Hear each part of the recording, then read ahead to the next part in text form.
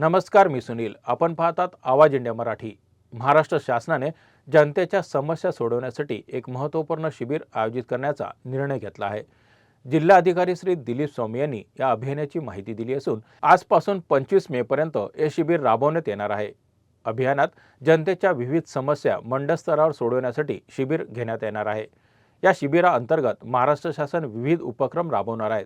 त्यात प्रमुख प्रलंबित असलेले फेरफार निकाली काढणे, अभिलेख दुरुस्ती, लेखसेवा हक्क, कृषक तरतुदी संदर्भातील सुधारणाबाबत मार्गदर्शन, तसेच सर्वांसाठी घरपट्टे वाटप, गाव दप्तर अद्ययावत करणे, सामाजिक अर्थसहाय्य योजना अंतर्गत पात्र लाभार्थ्यांना मंजुरी देणे, आदेशाचे वितरण, डिजिटल 7/12 कायदेशीर वैधतेबाबत जनजागृती करणे, या सर्व उपक्रमांची अंमलबजावणी मंडळ या तालुका स्तरावर केली जाईल, ज्यामुळे स्थानिक प्रशासन आणि नागरिकांना एकमेकांशी अधिक समन्वय साधता येईल.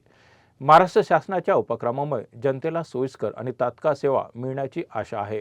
लोकांना याचा काही ना काही फायदा या अभियानाचा मिळणार आहे आणि आपल्या माध्यमातून सुद्धा हे लोकांपर्यंत पोहोचावं, जेणेकरून जास्तीत जास्त लाभार्थ्याने या अभियानाचा लाभ घ्यावा. आणि जर कुठं लाभ व्यवस्थित होत नसेल, काही ठिकाणी समजा कोणी काही कामकुत्राईपणा करत असेल, विरंगाई करत असेल, तर ते सुद्धा लोकप्रतिनिधींनी किंवा लोकांनी आमच्यापर्यंत सांगितलं तर आम्ही त्याच्यामध्ये आणखी प्रभावी नियोजन त्या ठिकाणी करू शकतो. यासाठी शासनाने आज निर्देशित केलेलं होतं की आपण सर्वांना निमंत्रित करून याबद्दलची माहिती द्यावी. ती माहिती आम्ही आपल्याला सादर केलेली आहे. हा फक्त टंचाई आणि उन्हाळ्याचाच विषय नाही, याच्या व्यतिरिक्त आम्हाला अत्यंत 2 महत्त्वाचे राष्ट्रीय विषय हँडल करायचे आहेत, जे एप्रिल 1 तारीखपासून सुरू होत आहे. त्यामध्ये एक जनगणना आहे, जी की राष्ट्रीय जनगणना कायद्याच्या अंतर्गत जनगणनेच्या कामाला सुरू झाली. त्याचं पण ट्रेनिंग आमचं सध्या जिल्हाधिकारी कार्यालयात सुरू आहे.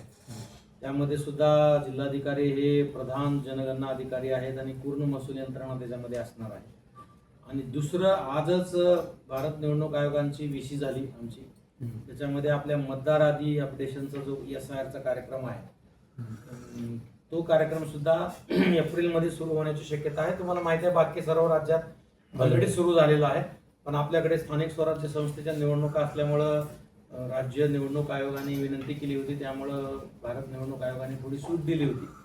परंतु मागच्या आठवड्यामध्ये मुंबईला मीटिंग झाली, आज 2 तास VC झाली त्याची, आणि ते पण काम एप्रिलपासून सुरू होणार आहे. आणि त्याच्यामध्ये मोठी यंत्रणा त्यामध्ये लागणार आहे.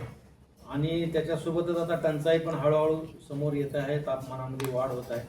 पण त्याच्यासोबतच आम्ही पूर्वनियोजन ऑलरेडी केलेलं असल्यामुळं आणि आमचा होमवर्क आपल्या बऱ्याच अभियानामध्ये ऑलरेडी झालेला असल्यामुळं टंचाईच्या कालावधीमध्ये सुद्धा काही अडचणील असं आम्हाला वाटत नाही.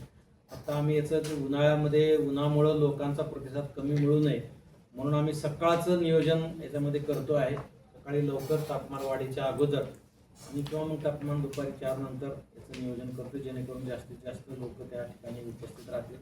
आणि ते नाही आले कार्यक्रमाला तर पण त्यांचा जो काही लाभ आहे तो आम्ही आपल्या जसं सेतू केंद्र आहे किंवा घरपोच सेवा आहे किंवा आमचे तलाठी मंडळ अधिकारी मार्फत त्यांच्यापर्यंत पोहोचून देणार.